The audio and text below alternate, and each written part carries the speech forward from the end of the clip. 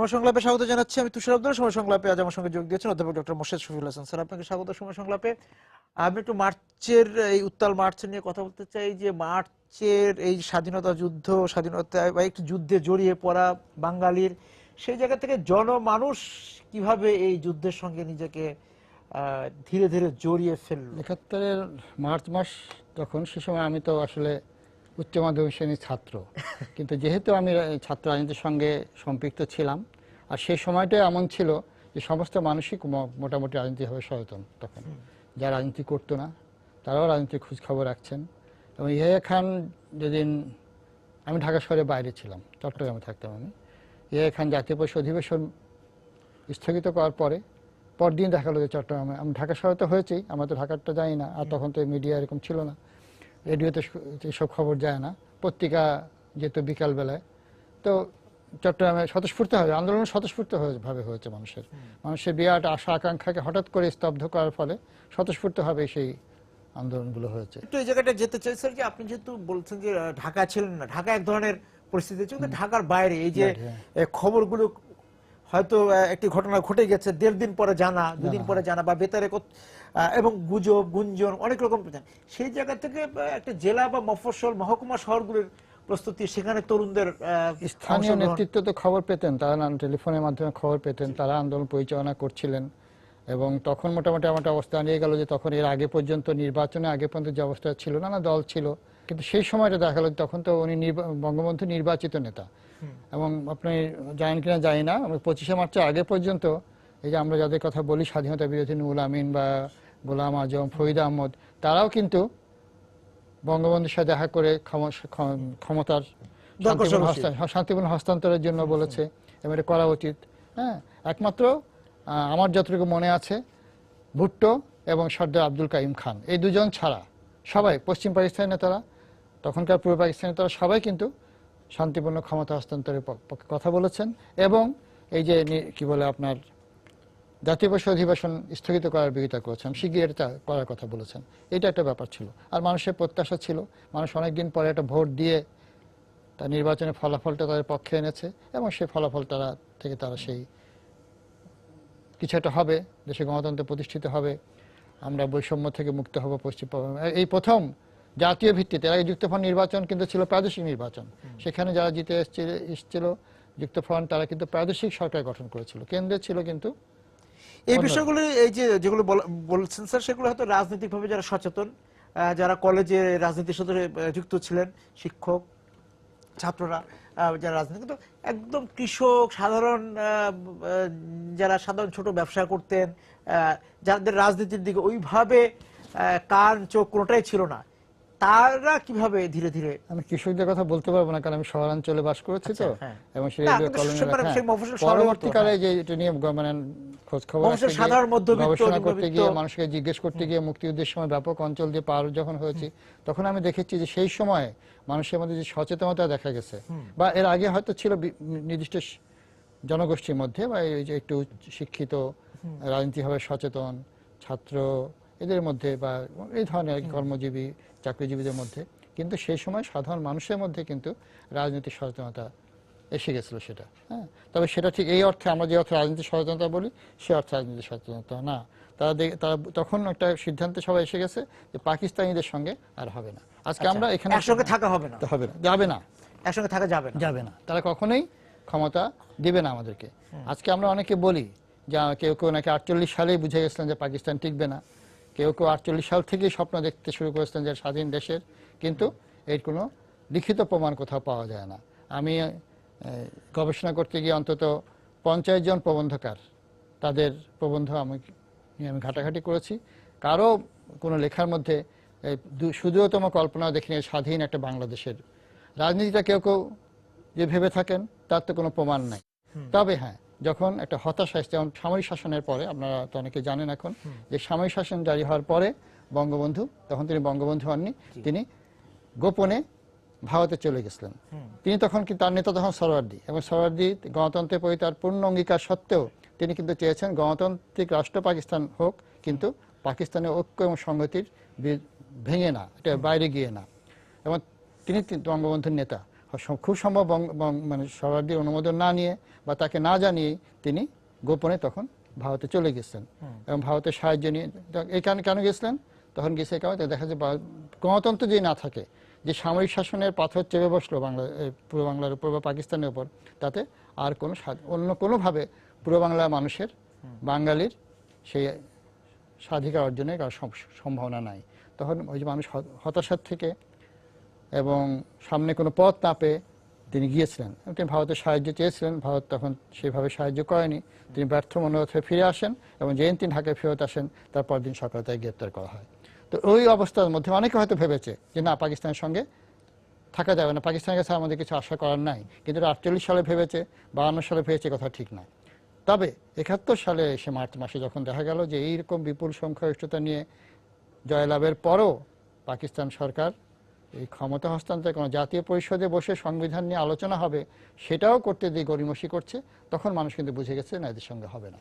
এবং সেই জনমানুষের এই যে মুক্তিযুদ্ধের সঙ্গে সম্পৃক্ত, হয়তো তাদের মধ্যে কেউ কেউ হয়তো সাবসেক্টর কমান্ডার বা এরকম ছোট ছোট জায়গায় হয়তো নেতৃত্ববৃন্দ সার্বিকভাবে পিছনে থেকে বা সামনে থেকে তারা কাজ করেছেন এবং ওই যে অস্ত্র হাতে কাজ করেছেন, সেই জায়গায় আসবে। তার আগে একটু আমি বলতে আপনার কাছে শুনতে চাই যে 7ই মার্চে বঙ্গবন্ধু ভাষণের পরের যে সাধারণ মানুষের মধ্যে সেই প্রতিক্রিয়া ছড়িয়ে পড়ে এবং সেখানে যে সিদ্ধান্ত নেওয়ার ব্যাপার, সচেতনতার ব্যাপার, ওই যে আপনি যেটা বলছেন যে আর একসঙ্গে থাকা যাবে না, সেই উপলব্ধিগুলো সেই সময় থেকেও তৈরি হয়েছে না। এই বিষয়ে সেই ভাষণ তো রেসকোর্স ময়দান থেকে সারা বাংলাদেশে ছড়িয়ে পড়েছিল।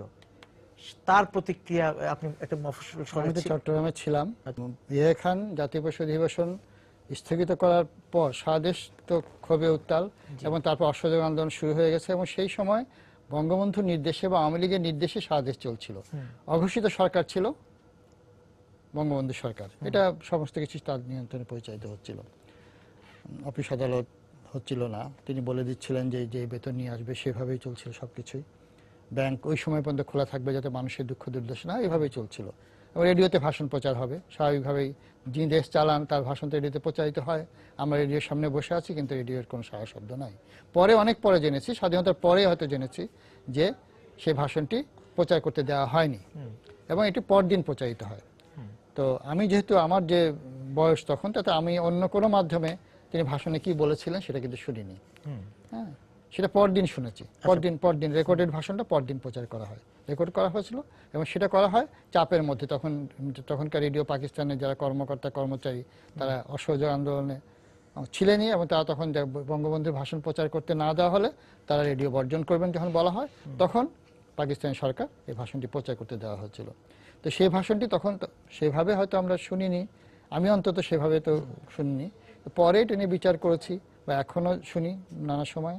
তো সে সময় মনে হয় যে এই ভাষণটি, এখন আমরা জানি যে এই ভাষণটি একটি লিখিত রূপ ছিল, যে তাজউদ্দিন আহমদ, কামাল হোসেনরা যে ড্রাফট করেছিলেন, তাজউদ্দিন আহমদ সেই ভাষণটি বিদেশি সাংবাদিকদের জন্য প্রচার করেছে। কিন্তু বঙ্গবন্ধু সেই ভাষণে হয়তো মূল বিষয়গুলো ছিল, কিন্তু তিনি একটা স্বতঃস্ফূর্ত ভাষণে দিয়েছিলেন। এবং আমি ব্যক্তিগতভাবে মনে করি, এবং এটা যারা ঠিক বঙ্গবন্ধুর দল করেন না বা তার রাজনীতির সাথে অনেক ক্ষেত্রে একমত না, তাদেরও স্বীকার করতে হবে যে এই ভাষণটি ছিল অত্যন্ত ভারসাম্যপূর্ণ এবং রাজনৈতিক কৌশলগতভাবে খুবই সঠিক ভাষণ। তিনি এই ভাষণের মধ্যে দিয়ে যে বার্তা জনগণকে দিতে চেয়েছেন, সেই জনগণ সে বার্তা পেয়েছে। যে বার্তা তিনি পাকিস্তানি শাসক দিতে চেয়েছেন, তারা সেই শাসকরা সেই বার্তা পেয়েছে। তিনি বলেছিলেন, আমরা যেটা প্রায় বলি যে তিনি বলছেন এবারে সংগ্রাম মুক্তির সংগ্রাম, এবারে সংগ্রাম স্বাধীনতার সংগ্রাম। মুক্তি নানা রকম দোতনা হতে পারে। মুক্তি বলতে আমরা শোষণ মুক্তি বুঝি, অর্থনৈতিক মুক্তি বুঝি, আরও নানা রকম মুক্তি হতে পারে। কিন্তু যখন একজন রাজনৈতিক নেতা এবং নির্বাচিত রাজনৈতিক নেতা, জনগণের ব্যাপক সংখ্যাগরিষ্ঠ অংশের সমর্থন পুষ্ট রাজনৈতিক নেতা, তিনি মঞ্চে দাঁড়িয়ে, জনসভার মঞ্চে দাঁড়িয়ে তার জনগণের উদ্দেশ্যে স্বাধীনতার কথা বলেন, তখন তার একটি অর্থ হয়, সেটা হলো ভূখণ্ডগত স্বাধীনতা, সার্বভৌমত্ব। এটাই একটা অর্থ হতে পারে। কিন্তু তিনি স্বাধীনতা, আমরা এখনই স্বাধীনতা সংগ্রামে ঝাঁপিয়ে পড়লাম, এটা তিনি বলেননি। তিনি এটা বলেছেন যে আমি যদি হুকুম দেবার নাও পারি, তোমাদের যা যা আছে তাই নিয়ে প্রস্তুত থাকো, এটা বলেছেন। প্রতিরোধের আহ্বানটা তিনি জানিয়েছেন। ওই সময়ে, ওই পর্যায়ে তার অবস্থান থেকে এর চেয়ে অন্য কিছু বলা সম্ভব ছিল না বলে আমি ব্যক্তিগতভাবে মনে করি। এখন আজকে সময় ব্যবধানে জানি অনেকে বলে যে তখনই উচিত ছিল ওনার ওখান থেকেই হাজার হাজার ডাক দেওয়া, হাজার হাজার লোকের মিছিল নিয়ে ক্যান্টনমেন্ট ঘেরাও করা। তো এটা বঙ্গবন্ধুর রাজনীতির সঙ্গেও যায় না এবং বঙ্গবন্ধু যে অবস্থানে তখন ছিলেন, জনগণ নির্বাচিত নেতা, এবং জনগণ তাকে কিন্তু ওইটার জন্য ম্যান্ডেট দেননি, জনগণ তাকে দিয়েছে বাংলাদেশ স্বাধিকার অর্জনের জন্য। সেই ম্যান্ডেট নিয়ে তিনি কাজটি করতে পারতেন না, এবং সেই কাজটি করলে তার প্রতিক্রিয়া হয়তো খুব মারাত্মক হতে পারত, তখন সেটা তিনি করেননি। তা আমি মনে করি যে খুবই দূরদর্শিতাপূর্ণ, রাজনৈতিক কৌশলগতভাবে সঠিক এবং ভারসাম্যপূর্ণ ভাষণ। এবং সেই ভাষণটা সাধারণ মানুষ বুঝতে পেরেছিলেন, হ্যাঁ বুঝতে পেরেছি, তাদের কাছে কি নির্দেশনা। এবং এটা ঠিক না যে জনগণ সেদিন মানে সংগ্রামে ঝাঁপিয়ে পড়ার জন্য লাঠি এবং বৈঠা নিয়ে গেছে। লাঠি বৈঠা নিয়ে পাকিস্তানি আর্মির সঙ্গে মোকাবেলা করা সম্ভব না, জনগণও জানতেন, বঙ্গবন্ধু জানতেন। মানে তারাও তৈরি ছিলেন না যে ওই দিনে হবে, এটা জানেন। কারণ এরপরেও 7 মার্চের পর 24শে মার্চ পর্যন্ত আমি খুব জোর দিয়ে বলতে পারি যে এইটুকু আমার মনে আছে, তখন থেকে তো খুব আমরা খোঁজ খবর রাখছি, 24শে মার্চ পর্যন্ত কিন্তু দেশের মানুষ কিন্তু যুদ্ধ চায় না। যুদ্ধ আমাদের দেশে মানুষের উপর চাপিয়ে দেওয়া হয়েছে। মানুষ অত্যাচারিত হয় তখন প্রতিরোধ করে। মানুষ কেউ চায় না তার সন্তান, তার স্বজন তারা নিহত হোক, আহত কেউ চায় না। 24শে মার্চ পর্যন্ত মানুষ চেয়েছে একটা সমঝোতা হোক। এবং ওই যে যেটা আপনি বলছিলেন যে 24 তারিখ পর্যন্ত বা ওই সময় পর্যন্ত হয়তো বঙ্গবন্ধু চেয়েছেন যে এটাকে কিভাবে যুদ্ধকে এড়িয়ে যাওয়া যায়, কিন্তু যে আপনি বলছেন সমস্ত মানুষের প্রত্যাশা ছিল, হ্যাঁ, এবং চাপিয়ে দেওয়া, এবং সেই ক্ষেত্রে প্রতিরোধ হয়েছে মুক্তিযুদ্ধ। তারপর তো আমরা জানি। এবং আমি একটা বিরতিতে যাচ্ছি, এসে ওই যে প্রসঙ্গে যেতে চাচ্ছিলাম যে তারপর আমরা 9 মাস মুক্তি সংগ্রামে আমাদেরকে থাকতে হয়েছে। সেই জায়গা থেকে জনমানুষ তো এই মুক্তিযুদ্ধের নায়ক। সেই জনমানুষ ধীরে ধীরে মুক্তিযুদ্ধের পরবর্তী সময়ে তারা কিভাবে হারিয়ে গেলেন। আপনি বলছিলেন যে আসলে জনমানুষই তো বিভিন্ন ভাবে তারা মুক্তিযুদ্ধের সাথে সম্পৃক্ত ছিলেন, কেউ হয়তো অস্ত্র হাতে, কেউ হয়তো কিছু পরোক্ষভাবে। তারা কিভাবে ইতিহাসে তারা কিভাবে এসেছেন, মানে আনা গিয়েছে বা আনা হয়নি। আমি আগেই বলেছি যুদ্ধটা আমাদের উপর চাপিয়ে দেওয়া হয়েছিল। মানুষের স্বাধিকার আকাঙ্ক্ষা ছিল, স্বাধীনতার চিন্তাও থাকতে পারে অনেকের মধ্যে, সচেতনতার মধ্যে, কিন্তু ঠিক ওই মুহূর্তে যুদ্ধ করতে চায়নি মানুষ, যুদ্ধ চাপিয়ে দেওয়া হয়। যখন আমি অত্যাচারিত হই, আমার উপর যখন আঘাত আসে তখন তো সাধারণ মানুষ, যদি পাকিস্তানি সেনাবাহিনী যদি ব্যাপক হারে গণহত্যা না করতো, গ্রামে গ্রামে গিয়ে যদি আগুন না লাগাতো, ধর্ষণ না করতো, তাহলে হয়তো এই মুক্তিযুদ্ধটা সংগঠিত হতে সময় নিত। কিন্তু ব্যাপকভাবে তারা গণহত্যা করে ব্যাপক মানুষকে কিন্তু তারা একটা দেয়ালে তাদের পিঠ ঠেকিয়ে দিয়েছে। হয় আমাদের এমনিও মরতে হবে, না যুদ্ধ করে মরবো। ফলে অনেকে যারা রাজনীতি ব্যাপারে একেবারেই আগ্রহী না, আমার এক বন্ধু, সে রাজনীতি মানে আমার স্কুলের এবং কলেজের বন্ধু, তার স্থায়ী ঠিকানায় পেয়েছিল ক্রিকেটের মাঠ, এবং সে আমাকে বলতো যে তোমার সবকিছু পছন্দ করে, তুমি রাজনীতি করো কেন, এটা পছন্দ করে না। সে কিন্তু মুক্তিযুদ্ধের সময় অস্ত্র হাতে নিয়েছিল এবং প্রথম দিকে শহীদ হয়েছে এপ্রিল মাসের দিকে। এটা আমি সবসময় একদম শুরু থেকে, হ্যাঁ। তো সেটা হলো অত্যাচারের বিরুদ্ধে, এবং দেখছে যে এখানে নিরীহ লোক, তার মতে যে হয়তো রাজনীতি কোনোদিন করেনি, সে কিন্তু জিহাংসার শিকার হচ্ছে পাকিস্তানি বাহিনী, তখন সে প্রতিরোধ করবে। কিছু কিছু কাজ করতে গিয়েও আমি দেখেছি যে গ্রাম বাংলার এই যারা মুক্তিযুদ্ধে অংশগ্রহণ করেছে, লুঙ্গি পরা, গামছা বাঁধা, তাদের অনেকেরই বেশিরভাগই হলো এসএসসি পাশও না, কৃষক শ্রমিক, মুটে, তারপর হলো আপনার এই যে নৌকা বায়, হ্যাঁ, তারপর দোকান করে, এরকম মানুষই। এবং তারা কিন্তু কোন ইতিহাস নিয়ে অত ভাবে না, ইতিহাস তার স্থান থাকবে কিনা, কি হবে, তারপরে কি হবে, কারা ক্ষমতা, সে ভাবেনি। সে মনে করেছে দেশ এই জালেমদের হাত থেকে দেশকে রক্ষা করা দরকার, এটা ভেবেছে। স্বাধীনতার রূপরেখা নিয়ে তার চিন্তা করেনি। স্বাধীনতার চেতনা বলে যেটা বলি, তার চেতনাটা স্বাধীনতার চেতনা বলতে সে বুঝতো যে অত্যাচারের বিরুদ্ধে চেতনা, যে পাকিস্তানিরা আমাদের অত্যাচার করছে, এর বিরুদ্ধে প্রতিরোধ করতে হবে। সে কি স্বীকৃতি পেল, সেটা অন্য কেউ করলেও সেটা প্রতিরোধ করতে স্বীকৃতির জন্য করেনি। এবং এরা অনেকেই কিন্তু যুদ্ধের পরে, যুদ্ধ শেষে প্রাপ্য খুঁজেনি, তারা যে যার পেশায় ফিরে গেছে। এবং আজকে আমরা প্রায় পত্রিকা এখনো দেখি যে এত মুক্তিযুদ্ধের জন্য এত ভাতা সুযোগ সুবিধা হওয়ার পরেও অনেকে এখনো বঞ্চিত আছে, কারণ সে ওই সুযোগ সুযোগ নেয়নি, সময় মতো সার্টিফিকেট হয়তো অনেকে জোগাড় করেনি, অনেকগুলো ব্যাপার থাকতে পারে। আর এই যে বললাম হারিয়ে গেছে ইতিহাস থেকে, হারিয়ে যায়নি, আমরা হারিয়ে দিয়েছি তাদেরকে, সচেতনভাবে হারিয়ে দিয়েছি। আপনি দেখবেন মুক্তিযুদ্ধ নিয়ে অজস্র বইপত্র লেখা হচ্ছে, উপন্যাস লেখা হচ্ছে, গল্প লেখা হচ্ছে, এবং এই গল্প উপন্যাসের মধ্যে আমি খুব বেশি পড়িনি, কিন্তু আমি যে পড়েছি সেগুলো সবই হলো শহরাঞ্চলের মুক্তিযোদ্ধা। ছবি হচ্ছে না, ছবি সিনেমা বলছি, নাটক হচ্ছে। হ্যাঁ, আমি শ্রদ্ধা করি ঢাকা শহরে যারা ক্র্যাক প্লাটুনে যারা, তার সাহসিকতার কথা আমরা জানি, তাদের সাহসিকতা, তাদের বীরত্ব, তাদের কোনো কিছু শ্রদ্ধা আছে, কিন্তু তাদের নিয়ে যত কিছু লেখা হয়েছে সেইভাবে কিন্তু অন্যদের নিয়ে হয়নি, গ্রাম মানুষের নিয়ে হয়নি। এটা হতে পারে, এটা কারণটা হলো এই যে আমরা সেই ফিল্ড ওয়ার্কটা আমরা করতে কিংবা যারা লিখছে তাদের অভিজ্ঞতা শুধু শহরের অভিজ্ঞতা, এবং সেটা তাছাড়া আমরা সচেতনভাবে মুক্তিযুদ্ধকে নিয়ে আমি এটা বলতে চাই আজকে সুযোগ নিয়ে যে মুক্তিযুদ্ধ নিয়ে একটা ভাবালুতা তৈরি করতে যাচ্ছি আমরা, এবং সেটাকে অনেকটা পণ্যের মত তৈরি করেছি। একটা দেশের যুদ্ধ, মুক্তিযুদ্ধই হোক বা বিপ্লবী হোক, সেখানে তো অনেকগুলো মাত্রা থাকে, তার বীরত্ব থাকে, বীরত্বের পাশে কিন্তু কাপুরুষতাও থাকে, বিশ্বাসঘাতকতা থাকে। হ্যাঁ, মুক্তিযোদ্ধাদের মধ্যে অনেকে বিশ্বাসঘাতকতা করেছে, এই ঢাকা শহরেও করেছে, অন্যদের ধরিয়ে দিয়ে, চাপের মুখে, নির্যাতনের মুখে ধরিয়ে দিয়েছে সহকর্মীদেরকে। আপনার আলতাফ মাহমুদের ঘটনাটা জানেন, আপনারা আলতাফ মাহমুদের ঘটনাটা আপনারা জানেন। আবার রাজাকাররাও কিন্তু মুক্তিযোদ্ধার সঙ্গে আপোষে তারা কিন্তু সাহায্য করেছে, খবর দিয়ে, এটা সমঝোতা হয়েছে। আমি একটু আগে একজনের মানে প্রাক্তন সামরিক কর্মকর্তার পাণ্ডুলিপি পড়ে আসলাম।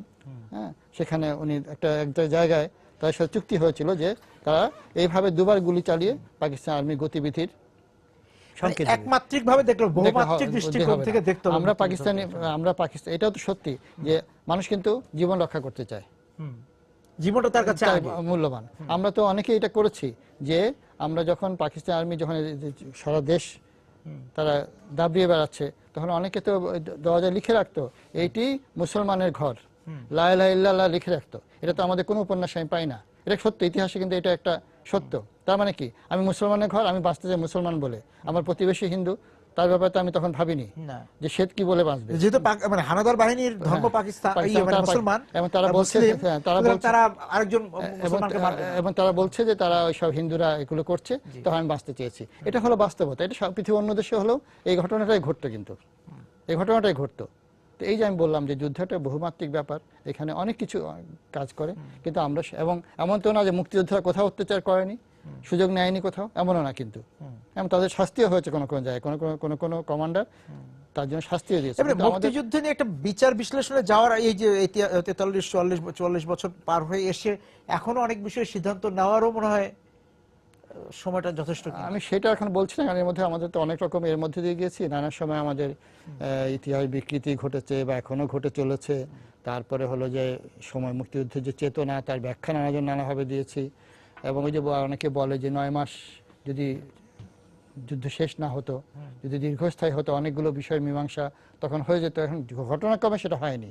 আমরা যদি ভারতে যে না উঠতাম, তাহলে ভারত হয়তো এইভাবে হস্তক্ষেপ করার প্রয়োজন ভারতের হতো না, কিন্তু আমরা সমস্ত লোকজন আমরা চলে গেছি। শুধু যে আওয়ামী লীগের লোকজন গিয়েছে বা মুজাফফরনগরের লোকজন তারা কিন্তু যায়নি। যারা ভারত বিরোধী রাজনীতি করে বলে আমি মনে করি, তখনকার ভাষানীপন্থী লোকজন, তোহা সাহেবের সমর্থক, তারাও কিন্তু ভারতে গিয়েছে।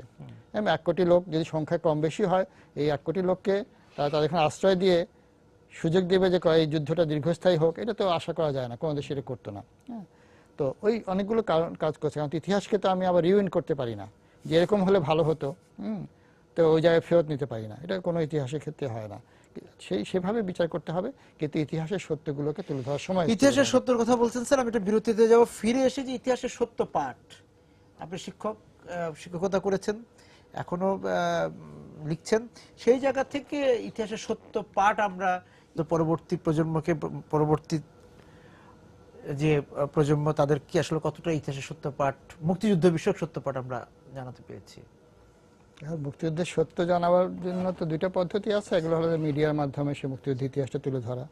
আমরা জানি যে দীর্ঘ সময় ইতিহাসের একেবারে মূল সত্যগুলোকেও আড়াল করে রাখা হয়েছিল, মানে মুক্তিযুদ্ধর কিছুদিন পরে, কয়েক বছর পরেই। হ্যাঁ, যারা এই যুদ্ধের মূল নায়ক, মূল নেতৃত্ব দিয়েছে, তাদের কথা মানুষকে জানতে দেওয়া হয়নি। আর আরেকটা উপায় আছে পাঠ্যপুস্তক, ব্যাপক যারা শিক্ষার্থী, যার মধ্যে যে নবীন যারা আগামী দিনের নাগরিক, তাদেরকে জানানো। সেক্ষেত্রে যেটা একটা প্রবণতা আমি লক্ষ্য করি সবসময়, আমার অন্য সবাই দেখেন, সেটা হলো এখন আমাদের সরকার পরিবর্তন হলে যেটা হয়, প্রথম শিক্ষাক্ষেত্রে করণীয় হয়ে দাঁড়ায় যে মুক্তিযুদ্ধ ইতিহাসটাকে একটি বই, শুধু তাদের যে সমাজ সেটা পুনর্লিখন করতে যাওয়া, এবং একটা কমিটি করা হয়, প্রায় ক্ষেত্রে সেটা করা হয় একেবারেই দলীয় লোকজন দিয়ে। তো ফলে সেটা হলো কারো ভূমিকাকে বড় করতে গিয়ে কারো ভূমিকাকে একেবারে নেই করে দেওয়া হয়, আবার পরবর্তী সময় এসে তার ভূমিকাটা একটু বড় করতে গিয়ে ওই ভূমিকায় বাদ দেওয়া হয়। এই ঘটনাটি ঘটে চলেছে। তো এই কাজগুলো আসলে একাডেমিশিয়ান পর্যায়ে, হ্যাঁ ঠিক আছে, হ্যাঁ কোনো নিশ্চয়ই দলীয় দৃষ্টিভঙ্গি থাকতে পারে, কিন্তু তার মধ্যে কেউ তো যারা অনেক অন্তত অতটা সংকীর্ণ না, যারা ইতিহাসের সত্যের প্রতি মোটামুটি অনুগত থাকবে এমন লোকদের কিন্তু বাছাই করা হয় না। বাছাই করা হয় তাদেরকেই যারা খুব উৎসাহের সঙ্গে এই কাজটি করবে, যে ওই 5 বছর কাউকে কিছু শিখতে দেওয়া হয়নি বা 15 বছর শিখতে দেওয়া হয়নি, আমরা এবার একবারই তাকে শেখাবো। আর যারা এই কাজটা করেছে তাদের কিছুই আর চিহ্ন রাখবো না। তো এই কাজটি কিন্তু হচ্ছে, এর ফলে হচ্ছে যে মানুষ কিন্তু বিভ্রান্ত হচ্ছে। একটা দেশের শিক্ষা, আমি শিক্ষার কথা চলে এলাম, একটা দেশের শিক্ষা ব্যবস্থা, শিক্ষানীতি, শিক্ষার যে বা তার শিক্ষাক্রম, এগুলো কিন্তু বছরে বছরে সরকার পরিবর্তন করার মতো বিষয় না। এগুলো ব্যাপারে একটা জাতীয় ঐক্যমত্য দরকার। অনেক বিষয় আমাদের জাতীয় ঐক্যের মতো মুক্তিযুদ্ধ তো জাতীয় ঐক্যের বিষয়, জাতীয় ঐক্য দরকার। এবং কিছু আছে একাডেমিশিয়ানদের বিষয়, সেখানে কেউ কেউ থাকতে পারে যারা একটা বিশেষ দলের প্রতি যারা সমর্থন করে, তারা দলের প্রতি অনুগত, হয়তো কোনোভাবে তার দলের সঙ্গে সম্পর্কও থাকতে পারে, কিন্তু তারা যদি উৎসাহী ক্যাডার হয়ে আবির্ভূত হয় তাহলে সেটা খুব বিপজ্জনক, এবং সেই কাজটি কিন্তু দুঃখজনকভাবে হয়ে যাচ্ছে। সেটা পাঠ্য বইয়ের ক্ষেত্রে হচ্ছে, স্কুল কলেজ বিশ্ববিদ্যালয়ের ক্ষেত্রে হয়তো হচ্ছে। আমি বলতে চাই যে পাঠ্যক্রমের বাইরে যে মানে সেখানেও লেখা হচ্ছে, সেটা হচ্ছে এই কারণে আমি নির্দিষ্ট করে বলি যে মুক্তিযুদ্ধ বিষয়ক বই বা বঙ্গবন্ধু জীবনী হলেই সরকার বইগুলো কিনবে, আচ্ছা, বা এগুলো সাপ্লাই দেওয়া সহজ হয়, ফলে সবাই বের করছে, এখান থেকে ছিঁড়ে কেটে অমুক করে অজস্র বই বেরোচ্ছে, এবং যার ক্ষমতা আছে, যোগাযোগ আছে, হয়তো সে নিম্নমানের বইটিকেই, মানে মৌলিক বই লেখার চেয়ে হচ্ছে যে মানে নিম্নমানের বইটিকে সাপ্লাই দিয়ে দিচ্ছে। হয়তো আবার অন্য সময় আসলে আবার অন্য একজনের সেই ধাওয়াটা তো চলে আসছে। তারপর দেখা যাচ্ছে একজন গবেষণা করে একটা প্রামাণ্য জীবনী লিখবেন সময় নিয়ে, এবং এটা তো আসলে রাতারাতি করার মতো বিষয় না, এটা হচ্ছে। এবং এই মুক্তিযুদ্ধ নিয়ে এরকম বই, একটা কাট পিস শব্দ চালু হয়েছে এখন, এখান থেকে নিয়ে পেস্ট করে একটা জীবনী বের করে দেওয়া হচ্ছে, এবং বইটা কেনা আগেই ঠিক করে ফেলা হয় যে এই বইটা সাপ্লাই যাবে, এবং স্কুল কলেজগুলোতে দেওয়া হচ্ছে, স্কুল কলেজের বইগুলো ফেলে রাখছে। পুরস্কারের বই কেনার সময় ওই বই কেনা হচ্ছে, অন্যান্য বইও তো কিনতে হবে, একটা জীবনী, কিন্তু ওইটা হচ্ছে। তো এর ফলে হচ্ছে যখন এই ডিমান্ডটা তৈরি হয়েছে, দেখা যাচ্ছে যে বঙ্গবন্ধু বা অন্যান্য যারা এই মানে মুক্তিযুদ্ধের সঙ্গে ছিলেন বা সেই সময়কার রাজনীতিবিদ ছিলেন, হ্যাঁ, তাদের আসলে তাদের নিয়ে ঠিক যে কাজটা করা উচিত ছিল সেই কাজটা করা হচ্ছে না। কাজটা তো গবেষকের কাজ, সেই গবেষণাটা হচ্ছে না, এবং তাদের সম্পর্কে জানানোর যে চেষ্টা, সঠিক বিষয়টা জানানো হচ্ছে না। যে এই যে আপনি যেটা বললেন যে লক্ষ্য যেখানে হচ্ছে যে বই সরবরাহ করা, প্রাতিষ্ঠানিক উদ্যোগ, এবং লেখক কারো হাতে তুলে দিবেন বা কোনোভাবে সে রাজনৈতিকভাকে একটা ভালো অবস্থায় যেতে চান এই বইটার মাধ্যমে, সেগুলো এটা দায়বদ্ধতা হবে। আমার যতদূর মনে আছে যে ঠিক আওয়ামী লীগের প্রথম আমলে বাংলা একাডেমি, আমাদের জাতীয় প্রতিষ্ঠান, তারা একটা প্রকল্প নিয়েছিল মুক্তিযুদ্ধের ইতিহাস রচনা, অঞ্চল ভিত্তিক ইতিহাস রচনার জন্য বিরাট প্রকল্পটা নেওয়া হয়েছিল। সেই প্রকল্পের কাজটি কি হয়েছে আমরা কেউ জানি না, অনেক টাকা পয়সা খরচ হয়েছে সেটা তথ্য থেকে জানি। একইভাবে এখনো দেখা যাচ্ছে যে ওই নানা প্রতিষ্ঠান থেকেও কিন্তু এই কাজগুলো করা হয়, জীবনী লেখানো কাজ, অমুক লেখানো কাজ, কিন্তু সেটা হলো যে দ্রুত একটা কাজ করে দৃষ্টি আকর্ষণ করা।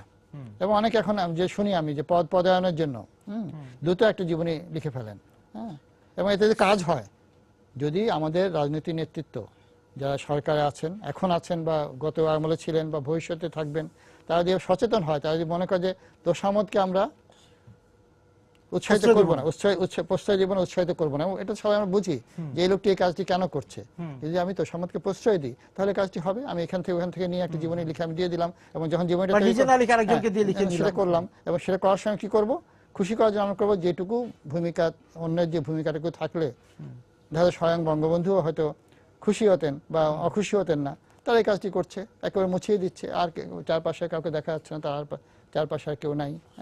বঙ্গবন্ধুর যদি জীবনী 100টি লেখা হয়, সেই জায়গা থেকে তো আসলে ইতিহাসের সত্য পাঠ থেকে আমরা দূরেই যাচ্ছি বলা যায়। হ্যাঁ, দূরে যাচ্ছি, কারণ আমরা দূরে যেতে চাচ্ছি আমরা।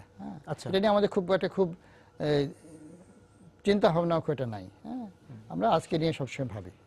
এবং এটা ইতিহাসের ক্ষেত্রে গেলে আমরা যদি গল্প উপন্যাসের কথা বলি, সেখানেও তো মুক্তিযুদ্ধের অনেক তথ্য জানি। আমি তো ওই বইগুলো পড়ে আমি একটা গল্প লিখছি, অভিজ্ঞতার বাইরে। আমি এটার জন্য ওই 10 জন মুক্তিযোদ্ধার সাক্ষাৎকার নিচ্ছি না, যারা ওই সময় নির্যাতিত হতো, এই যে হোমওয়ার্কটা করা, সেটা আমি করছি। এটা উপন্যাস লেখার জন্য সময় বসু গঙ্গার উপন্যাস লেখার জন্য জেলেদের সঙ্গে বাস করেছেন। এরকম পৃথিবীর ইতিহাসে অনেক ঘটনা আছে। ম্যাক্সিম গোর্কি এদের কথা বলছি, তারা খনি শ্রমিকদের সাথে কাজ করেছে। তো এই যে কাজটি, উপন্যাস লেখার জন্য এই কাজটি করা দরকার। আখতারুজ্জামান ইলিয়াস পুরোনো ঢাকাটাকে চিনতেন বলে তিনি পুরোনো ঢাকার কে তার উপন্যাসে উপজীব্য করেছে, উনি উনি তো একটা অভিজ্ঞতা থাকতে হয়। এখন আমরা যে লেখাগুলি লিখছি সেগুলোর সাথে ওই গ্রামের বাস্তবতার সম্পর্ক নেই। অভিজ্ঞতার আমরা যোগাযোগ তথ্য নিচ্ছি নিয়ে একটা জিনিস দাঁড় করাচ্ছি এবং মুক্তিযুদ্ধ ঠিক এটা কোনো অন্যায় না।